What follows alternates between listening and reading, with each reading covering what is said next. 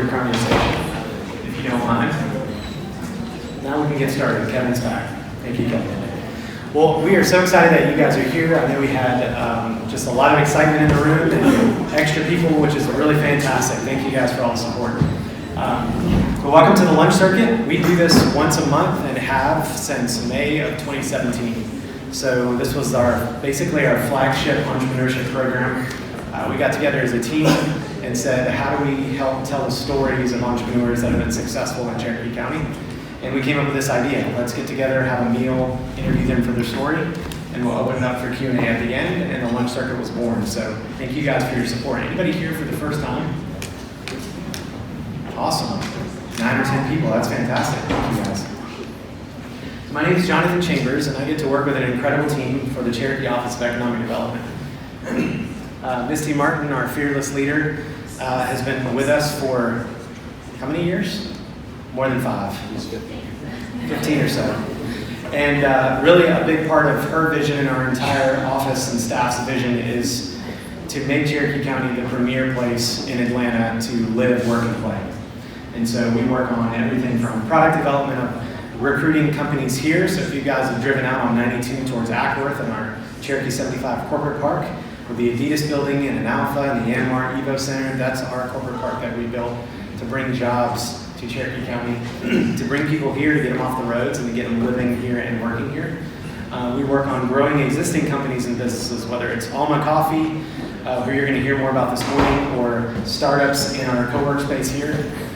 We work on film, and our camera-ready person, Molly, is the liaison between the location scouts in the film industry and the locations here in Cherokee County. And so we have somebody that works on film.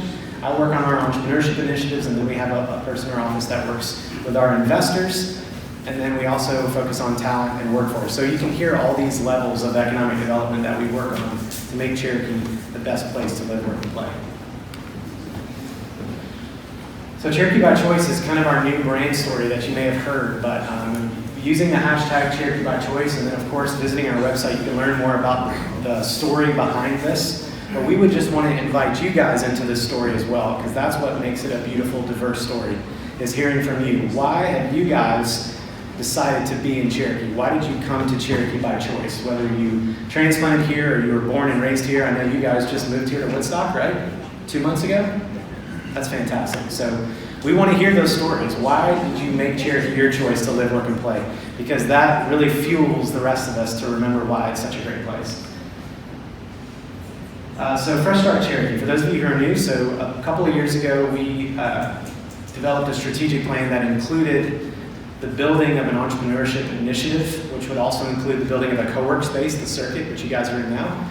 But that's called Fresh Start Cherokee, and the vision behind that was how do we offer aspiring and existing entrepreneurs a fresh start, whether it's the resources and programs and events like the lunch circuit, through affordable flex workspace like the circuit where they can belong to a community of coworkers, or whether it's access to funding, access to connections, access to programs that we can provide. Fresh Start Cherokee was born in the effort to help entrepreneurs dig, grind, and hatch their startup. So that includes programs like the lunch circuit. It includes our program 1 Million Cups. We meet bi-weekly where a startup pitches their company for feedback and support. It's not Shark Tank, it's a safe environment for them to hear real solutions for their challenges. So we do that twice a month. To a brand new meetup, sometimes they're launched by people in our community. So Friday, August 23rd, this is an example of a brand new meetup. It's business accounting for beginners. So for the entrepreneur who's super busy and wearing 50 hats, how can they be guided with some of the beginning steps and tips around accounting and finance? And so we have 2 amazing women entrepreneurs that are going to lead that meetup. It doesn't cost anything like most of our programs, and it's just a service to you guys. If that's something that might help you practically, we'd love for you guys to attend. Another exciting thing that we just launched July 1st, it's been a couple years of research and field trips, is called NAV. It's North Atlanta Venture Mentoring Service. It's the first of its kind in the state of Georgia. It's principled and trained on MIT's Venture Mentoring Service. It is a mentorship program offered to entrepreneurs based around a team-based methodology. So when you think of mentorship, you think of coaching, like one-to-one, but this is really a proven process that MIT has perfected for 20 years in about 95 chapters across the country and the globe, us being the 90th chapter and the first of its kind in Georgia. But it's a team-based approach to mentorship. So we match an early stage startup or founder based on their needs. We match them to a team of mentors that can offer skills and diverse experience and guidance. And so it's a really exciting program. We are launching as a pilot with 7 companies and 24 mentors. And so if you guys are in need of something in that program, whether you're a mentor or you're a venture that needs mentoring, we'll be opening up the application process probably in the next 6 months or so to take more. You can visit the website North Atlanta VMS to learn more. All right, and then again, real quick about the circuit before I introduce Al. So for those of you who are new in the space, this is old Woodstock Elementary basketball gym back in 1906. And our office and team had worked on a strategic plan, or a business plan rather, for a co-work space and an incubator for almost a decade. And we weren't able to find a space or an evangelist to kind of lead that and then get the funding in place. And so finally, when we discovered this basketball gym, we approached Chat Tech. We brought Woodstock Economic Development in with us. We moved our offices here, and the circuit was born. It's a collaborative partnership between us and Woodstock and Chattahoochee Tech for students and coworkers and the local community to come together and to be a part of a community to help each other to collaborate and to even work here and get coffee. So these are some of our diverse members from a host of different backgrounds, from app developers to filmmakers to storytellers to cloud-based accounting startups, innovators. They kind of cover the gamut of memberships in the industry, so it's fascinating. All right, and obviously we can't say enough about Alma Coffee, which you'll hear more about this morning, but if you didn't already get a cup of coffee, I would encourage you guys to go afterwards and get an iced coffee or something hot. They have a bottomless drip option that I'm obsessed with. It's a problem, really. But their story is amazing. Not a problem. Not a problem. Their story is amazing. You'll hear more about them in a few, but they're open 5 days a week. We'd love for you guys to take advantage of that. Special thanks, of course, this morning to our partners at Woodstock and their In Woodstock team that works on events and opportunities around Woodstock for business owners and professionals, helping us promote this event, so we appreciate them.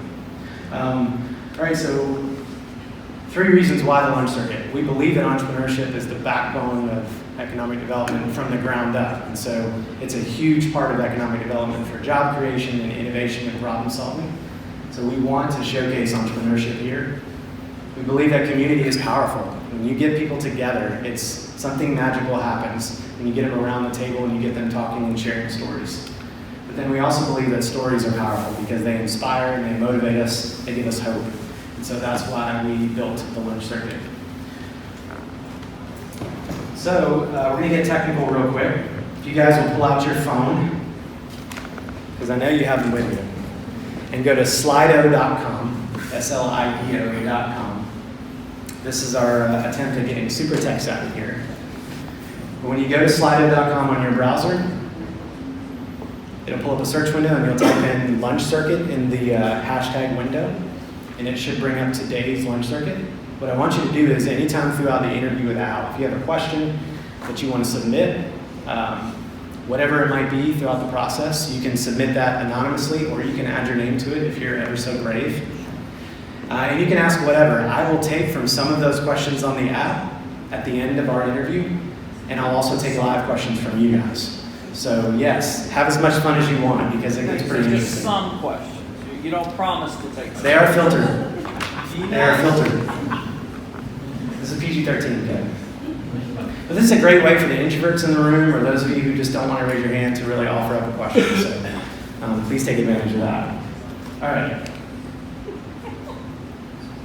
Al Lopez. I don't know if I can do an introduction that does worthy of who you are, sir, but I'm going to try. So Al is a military vet. He was born in Honduras and came to America when he was young.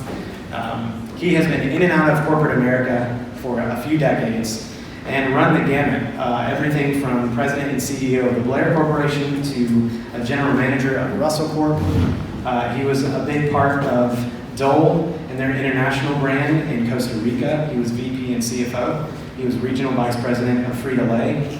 He also has some education from Harvard. He got his, he went to the School of Management in Vanderbilt and also got his accounting degree from the University of Illinois at Chicago. So I say all that to tell you, when you hear part of the story, you're going to hear an interesting step to go from a boy that was in poverty in Honduras to where he is today. And then why did he come out of retirement to help start this coffee brand with his kids? So without further ado, Al Lopez.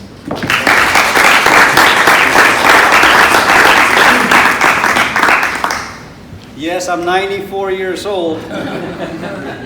I've done all that.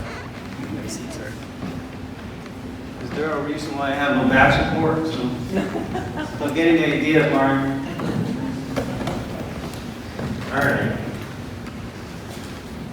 So Al, I have a few questions I want to ask you that you have not seen, right? Okay, so Jonathan, before we do that, I always tell my kids, know your audience, engage accordingly. Okay. So let me get a pulse here. Got two questions for you.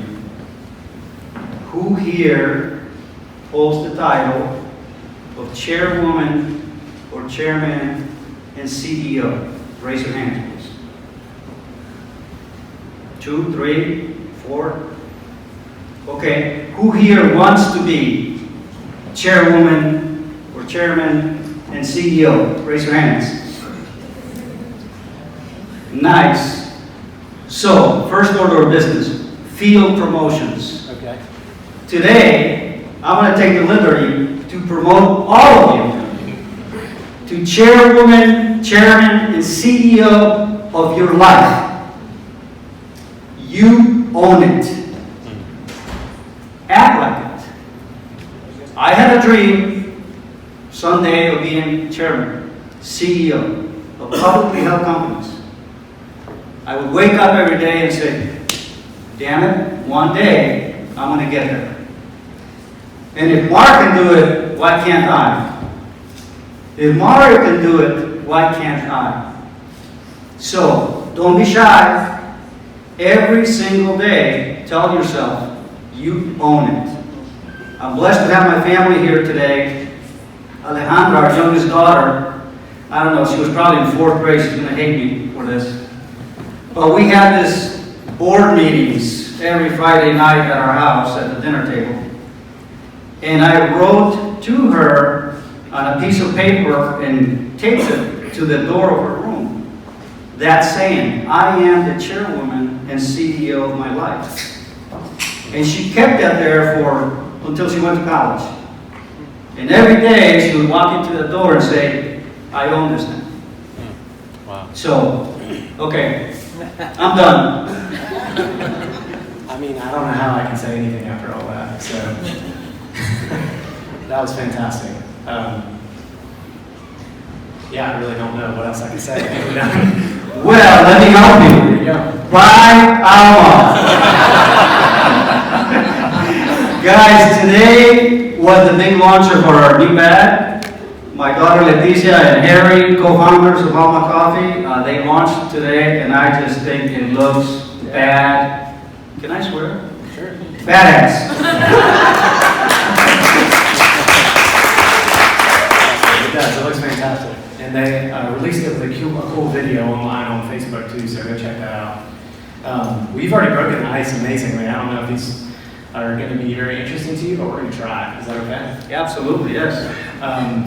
Okay, so sum up your personality in one word.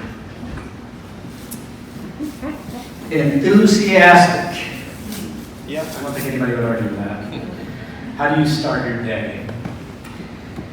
Open my eyes, smile on my face, roll out of bed, onto my knees, and I pray.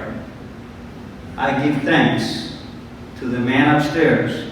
Now I pray in my own way. Don't ask me to say a Hail Mary or any of that, because I can't. But boy, do I connect with the man upstairs. Every single day. It doesn't matter whether I'm here, I'm at the farm, I'm in Wall Street, last week I was in Ethiopia. It doesn't matter. Their routine is the same. every single day. Okay, that's awesome. How do you take your coffee?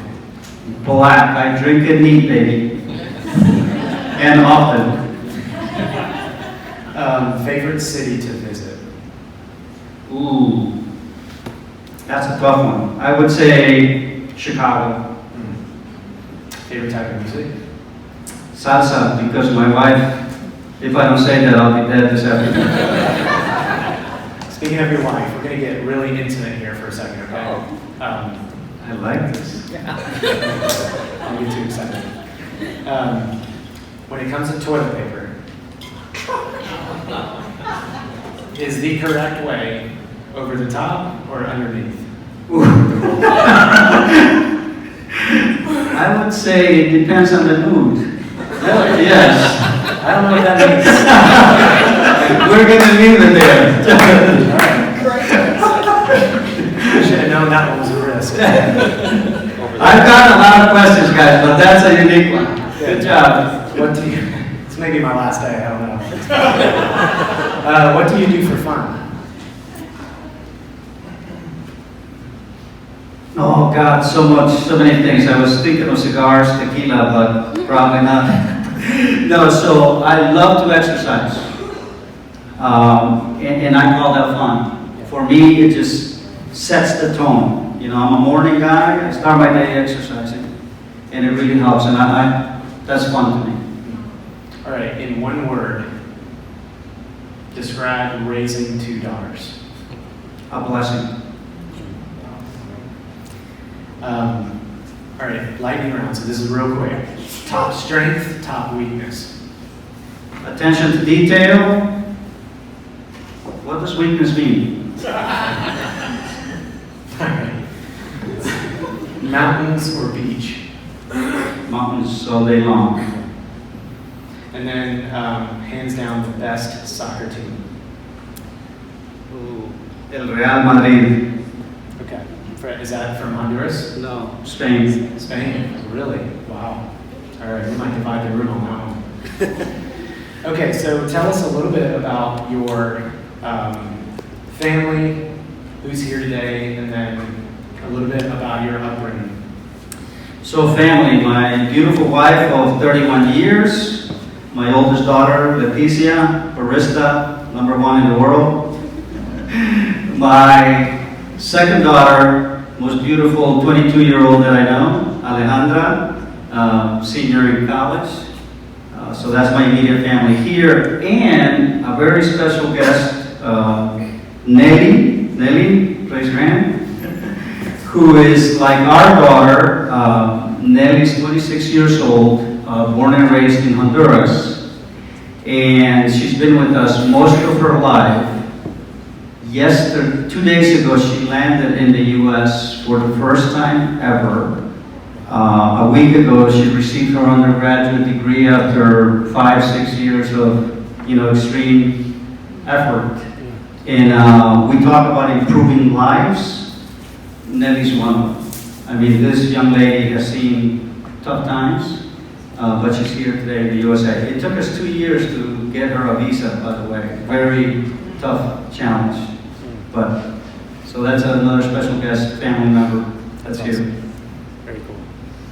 So talk a little bit about your backstory as far as getting here and what that was like and what brought you here. Okay, cut me off after like 5 minutes because as my daughters will tell you, I can speak on that for hours. That's why we mic'd up Leticia back there. She always tells me that enough. So quickly, born and raised in Honduras, Central America, into a coffee farm family, coffee farms. That was 1965. My parents divorced in the early 70s, very tough for me. And in 1974, my father meets a young lady from Chicago, Polish descent, that's in Honduras on a Peace Corps mission. They fall in love, marry, dad ends up in Chicago. In 1977, he brings me and an older brother to the States. Electricity was foreign to us, indoor plumbing. We had barely been in a car. And next thing you know, we're on an airplane.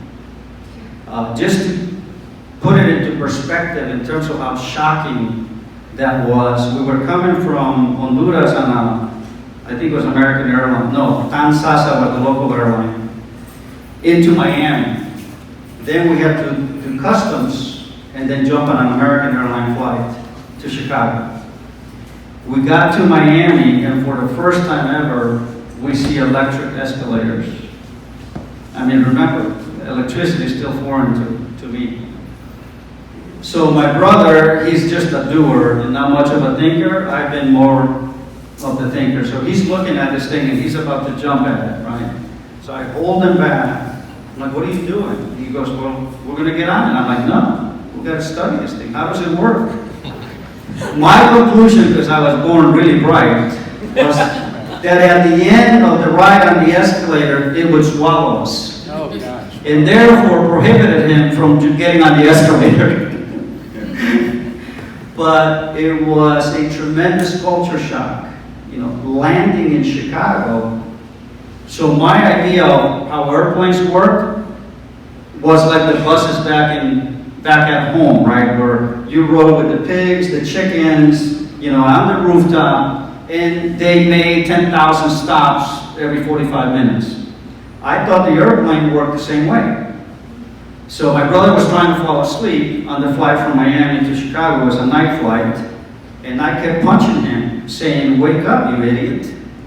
We're going to fall asleep, the plane's going to land, it's going to take off again, and we're going to end up somewhere else. It was crazy. Everything was new. Doing the night landing, we thought the city was on fire. So we're on the plane, approaching at O'Hare International, and we see all these lights. Our conclusion is, oh my God, the city's burning. How are we going to do this thing? Everything was just a shock. Roll that forward a week, we're in Chicago, and everything's amazing. We're at a park, playing, and about 17 white kids just beat the crap out of us. This is 1977. Where having a tan and an accent was not cool. I tell kids today, having a tan and an accent today is cool. People appreciate it, people value it. Not everyone, but for the most part. Let me tell you, back in the 70s in Southside Chicago, that was not the case. I mean, we quickly learned, survival on the streets. It was hard to comprehend how somebody could hate you because of the color of your skin. That did not exist where we came from. Even today, if you are a guest at our house, I'll sleep on the floor and I'll give you the bed. We ate meat maybe once a week, and if you were the guest, the meat would go to you and we would eat the rice and beans. And we thought the world operated that way. We quickly found out that it did not. So how did you go from that? Because that's overwhelming from a culture standpoint. How do you go from that to, I'm going to get my degree and go to college? Good question. So we came to this country to better ourselves. My mother almost died. She lost her 2 boys. There were 3 of us, 2 boys and a young girl. She was hospitalized and everything. And she said, make it count. So I was driven by succeeding. And I love money. Early on, I love money. It pushed me. Every day I told myself, I got to succeed. I got to do something good. I started delivering newspapers without knowing a word of English. Because Dad was Dad, and he would not give you 25 cents to get on the bus. If you wanted to ride the bus, you had to go earn 25 cents. And he did not care whether you spoke English or not. So I got a paper route about 3 weeks into my U.S. experience, and quickly learned that my peers would be on their bicycle, grabbing the paper from the sidewalk and winging it. And wherever that paper landed, that's where it remained. Somehow I started thinking, hey, the people would probably appreciate it if the paper is on the porch. And Kevin, you know, who's between 60 and death, right, would appreciate it during the winter if he opened the screen door and the paper was between the screen door and the main door. So he didn't have to get his slippers snowy or wet. And it dawned on me that that is customer service. That is better customer service. And if I'm going to be a paper boy, I'm going to be the best paper boy. Because remember, I am the chairman of the paper route. And I will improve it every day. And I saw the relationship between tips and service. Next thing you know, I have all this beautiful experienced ladies. I was going to say old, but you know, I'll never say that.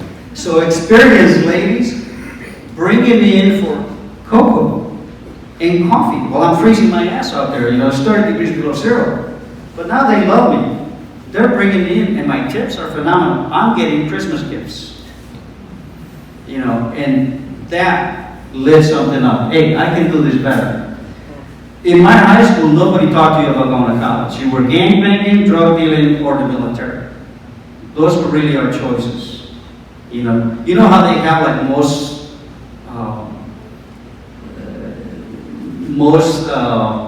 high probability of success, or Jonathan will be the most likely to succeed or be some CEO.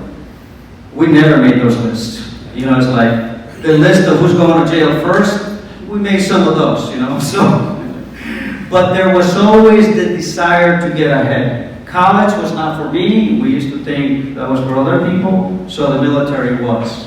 So from high school, joined the military, and I joined the military with a plan. I was 16 years old. My plan was I'm going to become a special forces soldier here. Back then in Honduras, the military ruled the country. And my plan at 16 was I'm going to become a badass here in the military, highly respected by the Honduran military, and I'll go and become a colonel or a general. Having been trained in the U.S., knowing both cultures, I'm going to go do it. Thankfully, the man upstairs had a plan, and that never happened. But that's what got me into the Army, the plan of becoming a professional soldier here, and then someday going back to Honduras and getting close to, you know, a real powerful person in the Honduran Army. So then a fascination with money, and then leads to accounting, and you get your degree in accounting, and then start to enter into these opportunities where you get these high-ranking corporate jobs over the course of 15 or 20 years. So you were retired officially when? 1988, 2008, I retired. Okay. I was 42 years old. Wow. And so take me to the point where you made the decision after an early retirement, I think I'm going to get back into the workforce and not hang out at the beach every weekend, but help my kids get this coffee brand to the next level. I mean, what went into that? Why did you decide to do that? So that was not part of my plan.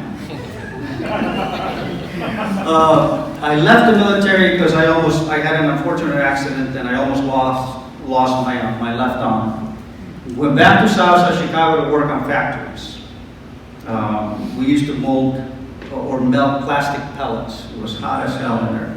And I started college at night at a junior college. Graduated, all that good stuff. I started my career,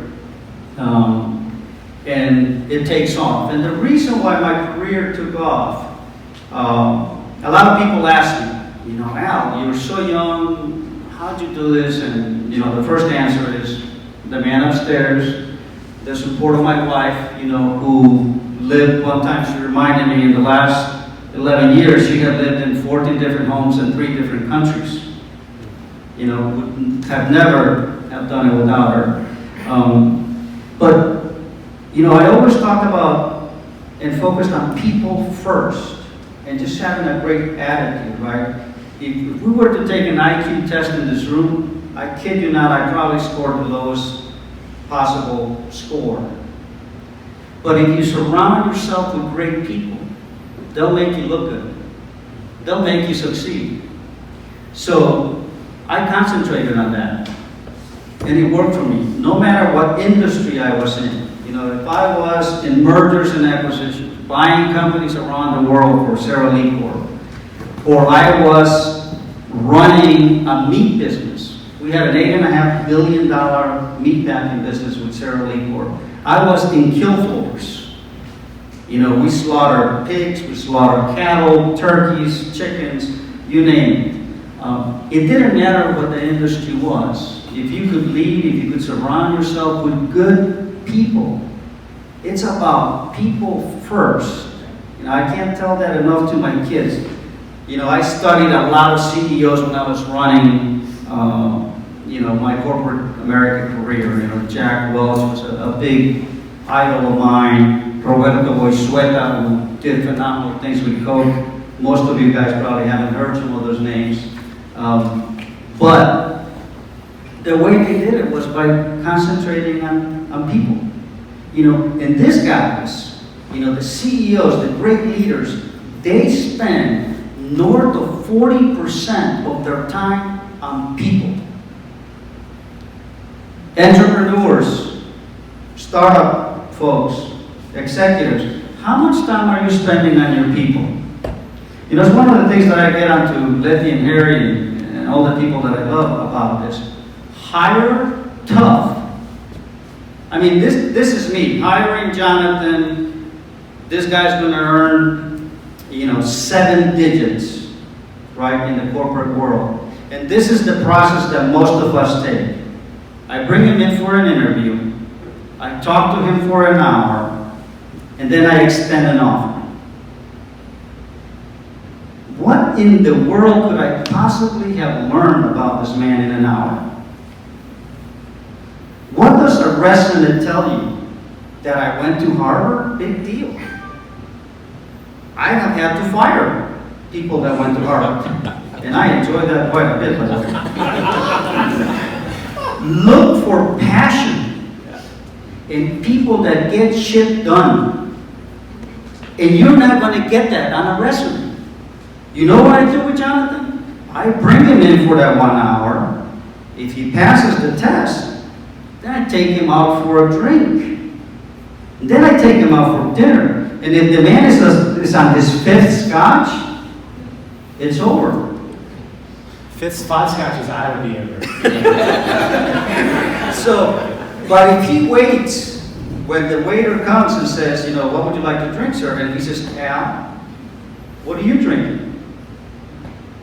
That scores big with me, because that's what I do. If Al asks for water, he better ask for a Coke or something else, right? Set the tone. Then it's breakfast time with Jonathan. I'm not extending an offer. You know, then I want my family to meet him.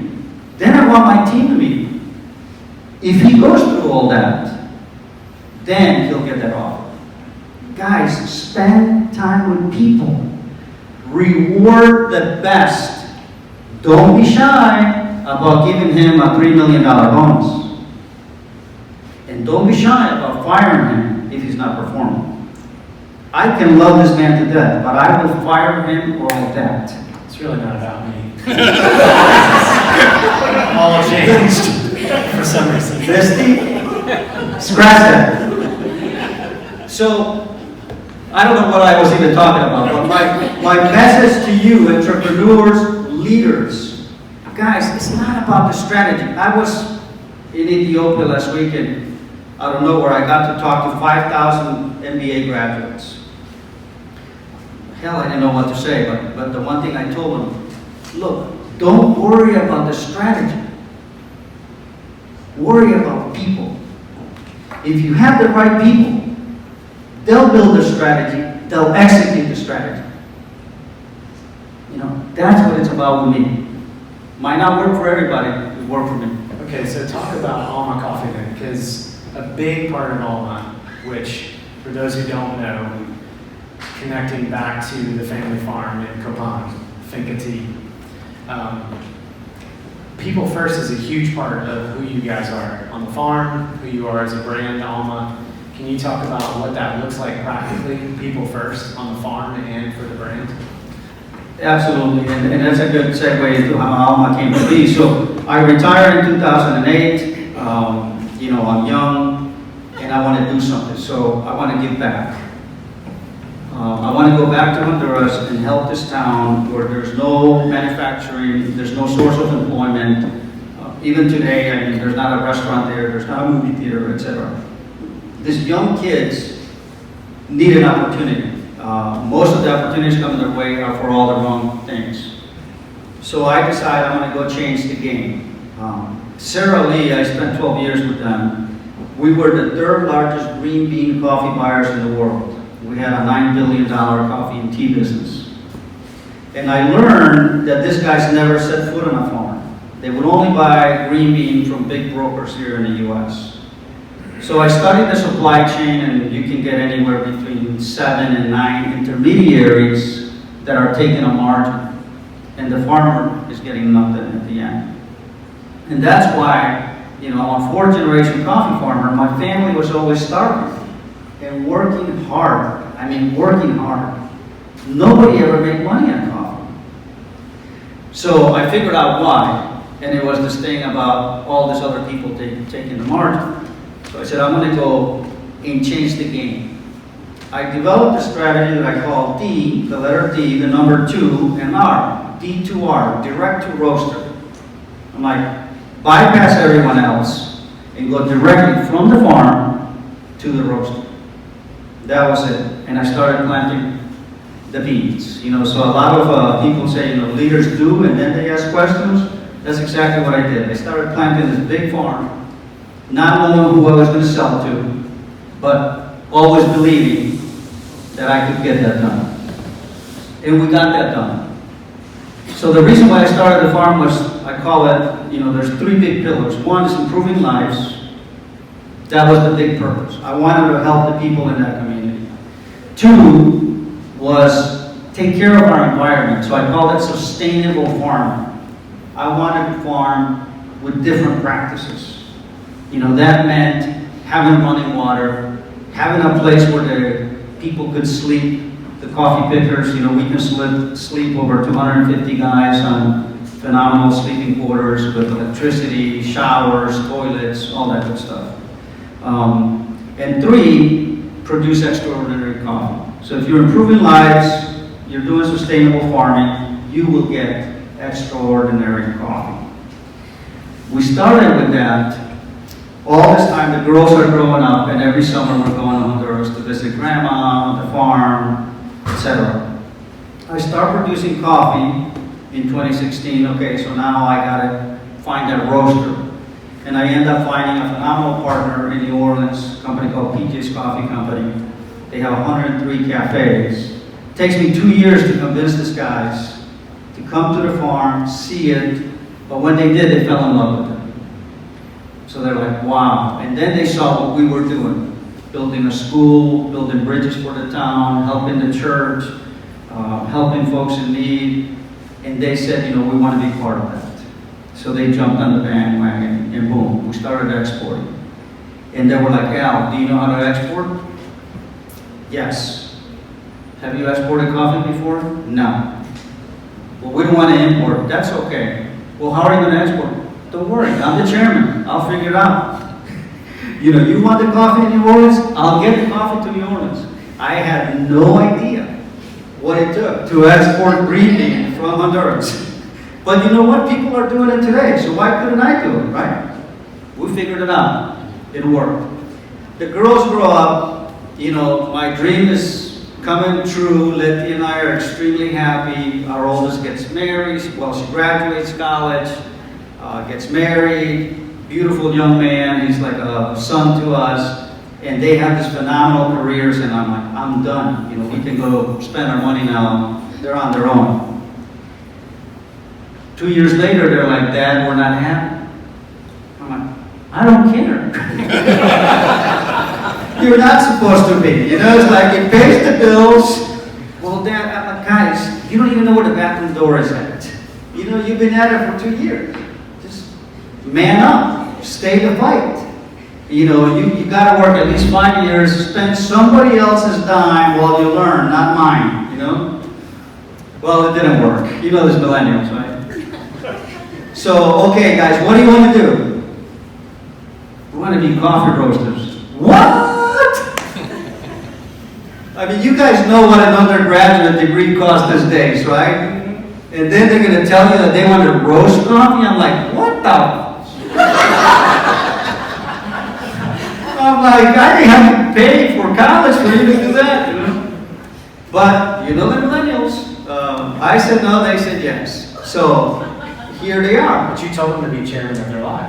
Right? That's right. This is That's like, exactly. It's coming back to you now, right? Let me tell you what Leticia said to me. She goes, Dad, you know, I own this. And she said, when I'm 50, if I tried it and failed, I'll have no regrets. But if I'm 50 and I never tried it, I'll regret it for the rest of my life. So we're doing this. So we said, okay, we're here to support you. So back to your question, how does people first and helping others come into this equation was, when Letty and Harry got into this coffee thing, there's no money in coffee, guys. I mean, we're all, you know, I love money. When I got into the coffee farming, profitability was not on my equation. It was improving lives. I was farming for the benefit of others because I had been blessed. You know, my goal was to break even. And they saw that there was no profit in what I was doing.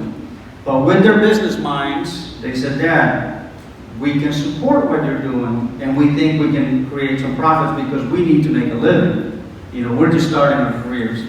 So they modeled it out, and in due time, hopefully the profit will show up on the equation. But right now, it's been about improving lives. You know, what I told you about Nettie, I mean, she's a single mom. I think she was 15 or 16 when she had her child. Went through hell. She lived with us. My mom kicked her out of the house because of her pregnancy. Brought her back a couple of years later. You know, mom saying, okay, she's learned her lesson. So now we're going to help her again. And without what we're doing and the vision of improving lives, she wouldn't be here. Some of you have met Marcial, you know, our farm manager. Here's a guy that has a 4th grade education.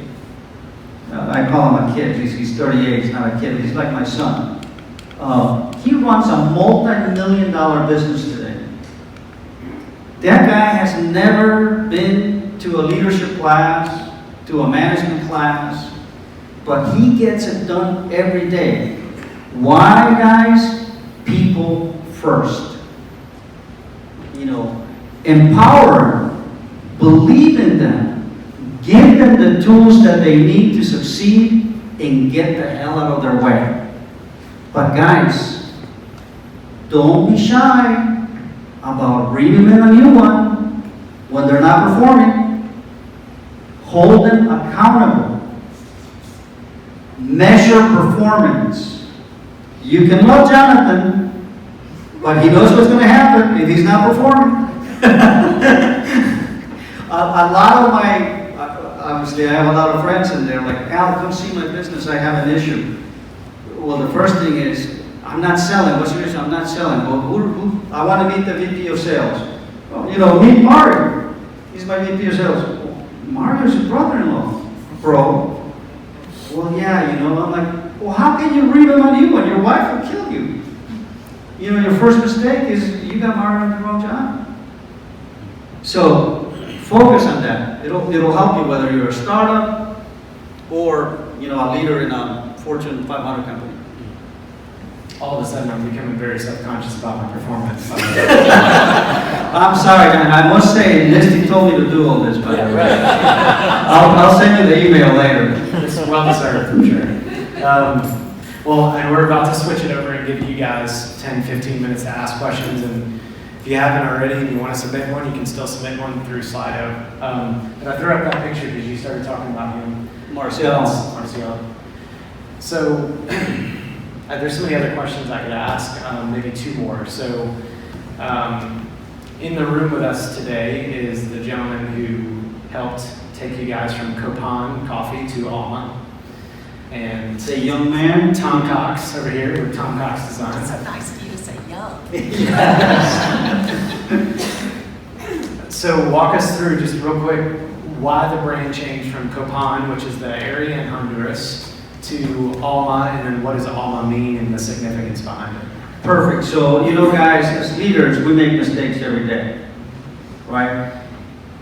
And if you're in the leadership business or an entrepreneur and you don't like bad news, get the hell out of the business. Because bad news are coming to you every day. Learn to love the bad news. So we made a boatload of mistakes. One of them was we decided, because we're so bright, you know, Leti, Harry, me, Leti, my wife, Ale, Nelly, Marcial, we can come up with our own name, our own logo, because we're really creative. So Copan Coffee Roasters is born, right? And oh my gosh, we put our heart and soul into this thing. Ale, our creative 22-year-old, did this logo, which is huge. I mean, it's big. And she sat night after night putting coffee beans. It's the map of Honduras. And she put coffee beans on this thing. How long did it take you? I mean, we did this thing, there's, you know, half the size of that screen. So we're really proud of this thing. You know, we decided to do a couple of things. One is, okay, we got to register the brand, right? Copan Coffee Roasters. And the logo. So the news comes back, you can't register Copan because it's a region in Honduras that is extremely well known for high quality coffee. You can't register it. So we're about to kill ourselves. You know, what do you mean? We got to relaunch, we got to rename them. So at least one of our co-founders is smarter than the rest, and that would be Leti back there. And she goes, okay, I'm not going through this again with you guys. I'm going to go hire an expert. And sure enough, she runs into Tom Cox, who just did a phenomenal job of interviewing them, really getting to know them, getting to know Honduras a little bit, and then he came up with the name of Alma in conjunction with the rest of the team. And Alma means soul in Spanish. I like to really get Harry and my daughter wound up, and I tell people Alma is for Anna. And that really gets them pissed, you know.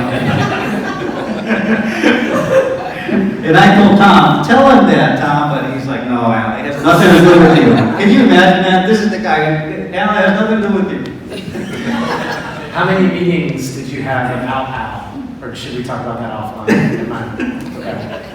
That question. Actually, I think she had direction from Leti not to meet with me. Right. So, You're not invited. but I remember in one of the conversations, you know, Alma reflected, you know, Leti and Harry pouring their heart and soul into this business. You know, and that's where the little red heart comes in, you know. There's a whole story behind it. If you go on the website, how the logo came to be. The color, the blue color, represents the Honduran flag. The birds have a big meaning. It's a real cool story. So if you have time, go in there and learn about it. So one more question, thank you for that story, before I turn it over to you guys. What do you feel like is the biggest thing you've learned about yourself, specifically through this journey out of retirement back into entrepreneurship and Alma? I would have to say it's attitude, guys. The biggest thing I've learned about myself, what worked for me in the corporate world, and you know, not to brag about this, but I was 29 years old and I was a senior VP and chief financial officer in a $40 billion conglomerate. I was 29 years old. I had no idea what the hell I was doing. You know, but my attitude said otherwise. I mean, when I woke up this morning, guys, I was so excited about coming over to talk to you guys. It's a blessing. You know, when I was in Ethiopia last week, I was blessed to be there with all the challenges. You know, it's your attitude. And I carried that forward to the startup with my kids. You know, I was scared at the beginning of working with Leti and Harry. Because one thing is to be the dad, And the other thing is to be a business partner. And to keep those things separated, it's not an easy task. You know, but I'm blessed that they're very understanding, and I keep my mouth shut a lot. You know, that helps. Although they probably would say otherwise, but. So attitude, and on that topic, because Mario said he was going to ask me a tough question, but he left already, so I'm off the hook. You know, people say, what's the magic bullet? And most people say, there are no magic bullets. I'm going to go against the grain on that one. For me, there has been a magic bullet. And it's in this beautiful 99-cent frame in a thing I printed in 1996, guys. 1996, I'm CFO in Mexico, and I print this thing, and it sat on every desk throughout my corporate career and even today. And every morning that I walk into my office, I read it out loud. And sometimes that I have a team member in there, you know, with an attitude that's not, I said, hey, read that out loud for me and choose. What's your choice going to be? If you take something away from this lunch besides the good food, let it be that, guys. Choose your attitude. You know, bad news, love them. Love them. Let me, how much time do I have? I mean, you know. All right, let me 30 seconds. Over the weekend, talking about bad news and attitude. Marcel calls me. He goes, partner, how's your day? Outstanding. If you always ask me how I'm doing, the answer is not so-so. Mediocrity just sucks, guys. If you ask me how I'm doing, I am outstanding. Now, deep inside, I could be dying, right? But I'm not going to let you know that. So he goes, partner, how are you doing? Outstanding. How's your day? Awesome. Blessed. I'm like, how about you? Oh, well, you know, facing some challenges. What's up? He goes, let me send you a picture. There is a pickup truck, one of my pickup trucks, floating in our tilapia pond. What the? So I'm thinking, okay, I'm going to chop him up in 1,000 pieces and fertilize the farm with this. You know, next he sends me a video. He's got the backhoe chained up. He's got the pickup truck and he's lifting it out of the tilapia pond. The guy that takes care of our stable, the co-worker, beautiful young man, 26 years old, zero education, signs his name with a thumbprint. Saw the pickup truck there with the keys and the ignition and decided that he could drive. Somehow he put the car into gear, right through the fence, right into the tilapia pond. Wow. You have a choice to make. Pick your attitude. It's going to ruin my day here. I'm going to tell Marcel to bury the guy. You know, choose. What are we doing? Listen to this. We're promoting him so we can pay him more salary so he can pay for the damages to the car. Because I have to send a message to the rest of the team that you can't do that. If you do that, there are consequences and you have to pay. Well, this guy can't pay. So we're going to promote him. I'm going to give him a raise to help him pay for the damages of the car. And we're teaching him how to drive. Choose your attitude. That young man, I kid you not, if I would have brought a hammer on him, he would have ran away, so I would have lost a good worker, or would not surprise us if he would have ended up hanging himself or something. Just the disappointment that he had done this. So guys, bad news, love them. Do something positive with it. Okay, I'm sorry. That's good. All right, crash a truck, get a promotion. All right, turn over to you guys, and then I'll go from the app too. But anybody have a question live? Be nice. I know where some of you live. I'll ask the one I asked in the app. In light of today, why did you choose Cherokee and when? How? People. So great question. I'm retiring, you know. We sold Blair Corp, and I tell the girls, okay, girls, you choose where we live. We have lived in Mexico, Costa Rica, Memphis, Chicago, Atlanta, blah, blah, blah, blah. I'm hoping Costa Rica, please, God. Yes, Costa Rica. Letty and Ale chose Atlanta. Letty first, Ale was on the fence, but then she came around to it. Chose Atlanta. Letty and I, my wife and I, of course, you know, you ask the kids this question, but you're not going to let them really decide, but you want to make them feel like they are deciding. So I'm like, babe, what do you think? So pros and cons. It boiled down to the people. We love the people of the South. We got here in 2004 from Costa Rica, and it was a friendly environment. People are here to support each other. And let me tell you how the community has came together to support Alma and everything else. It's unbelievable. I think we made the right choice. That's good. Thank you for the question, Kevin. Okay, I'll go to the app real quick. How do you find people to share in the same dream and vision that you have? Motivate them. You know, showing the good that the dream that I have is doing for others, and how they can play a role in that. And you know, I'm blessed. People just gravitate towards it. What's the best life advice you could give an aspiring 22-year-old? I don't think this was out younger. So I would say two things, and I would marry them together. Choose your attitude. You know, you're the chairman. You decide, and listen to your parents. I mean, really, what parent wants the wrong thing for their kids, right? None of us. But when we're 22, it's really hard to understand that. You know, it's really, really hard. As we all grow up, then we say, man, Dad was right, Mom was right. So I would tell them, hey, you decide, you're the chairman.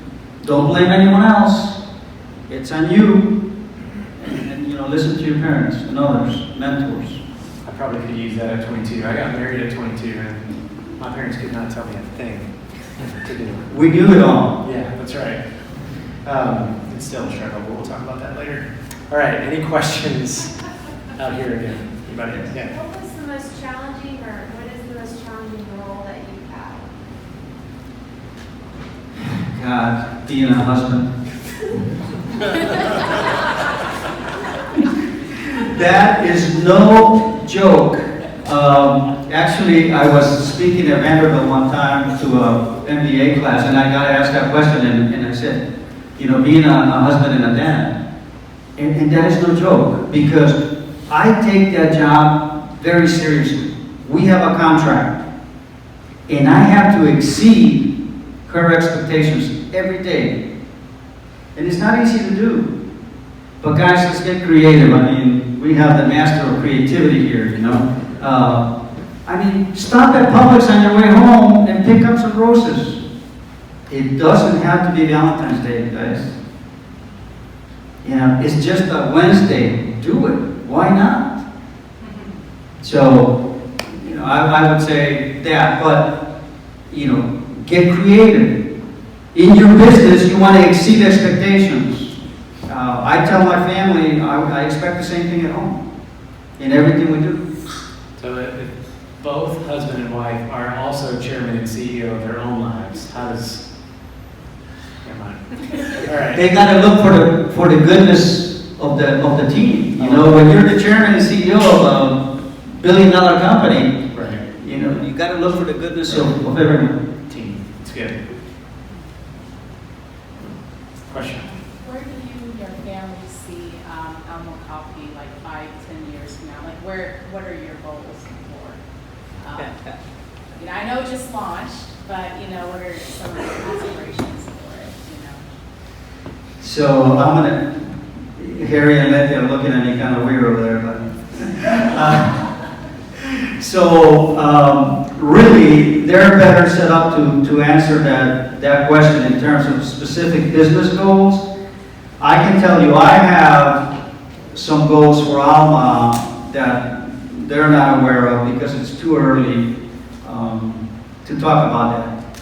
But the primary goal, that every day in and out, is continuing to be true, to what got us here about improving lives, sustainable farming in everything we do.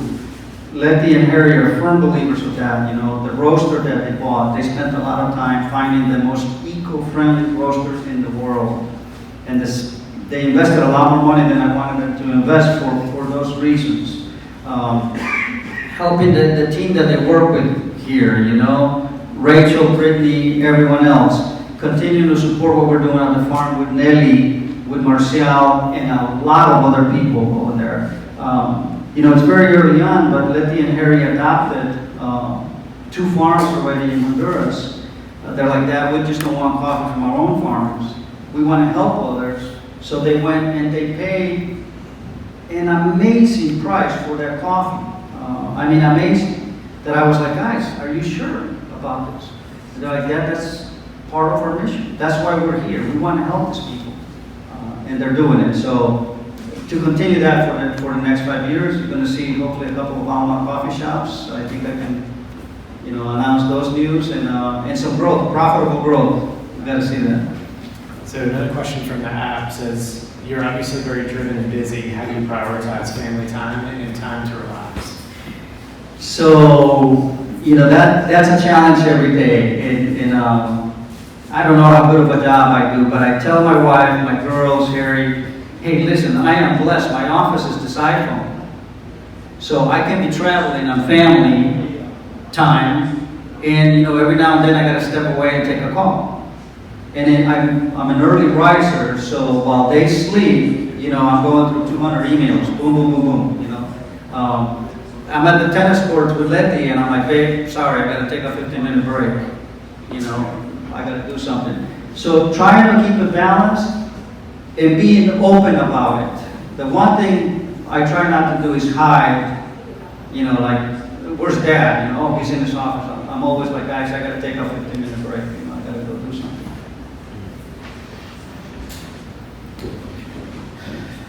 Got a couple more minutes for questions.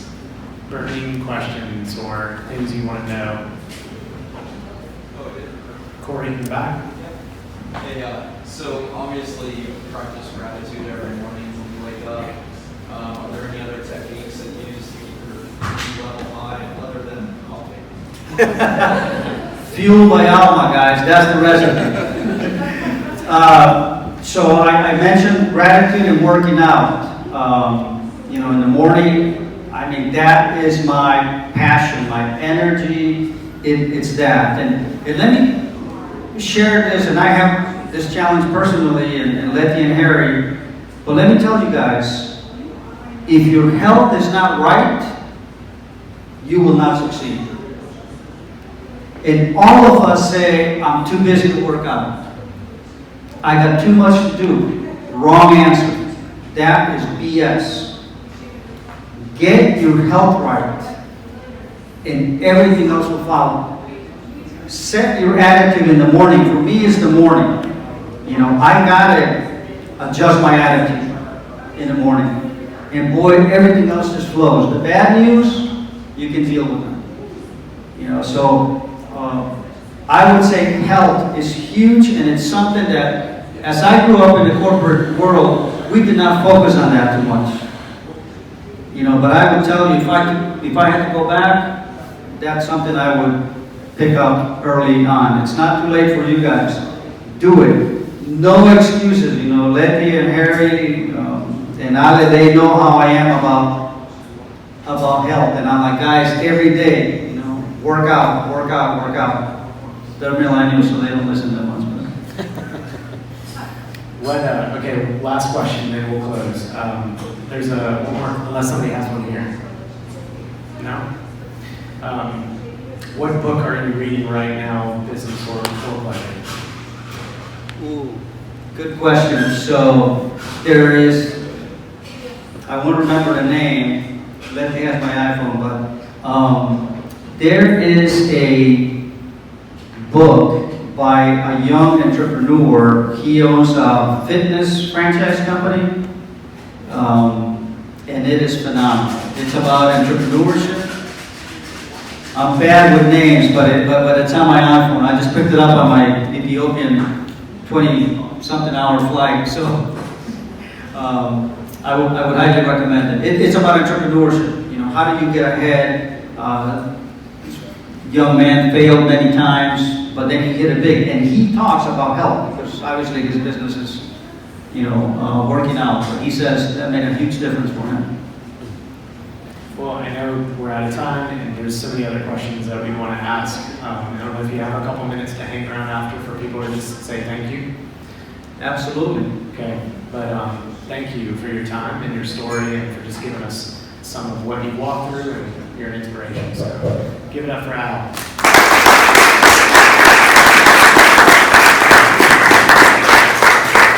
I want to thank you guys. You guys were easy. Kevin had me worried. He was like, "Yeah, I'll be ready." This morning he was texting me. I know Mark's going to let me have it later. You're in trouble. Yeah.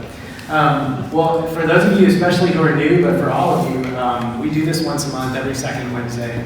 So we don't quite have our speaker lined up for September, but we're working on it.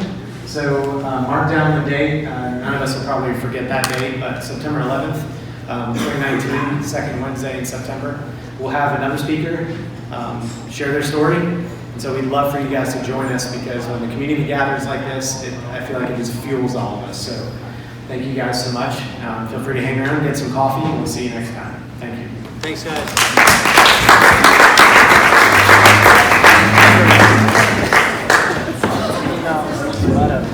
Examples there for that.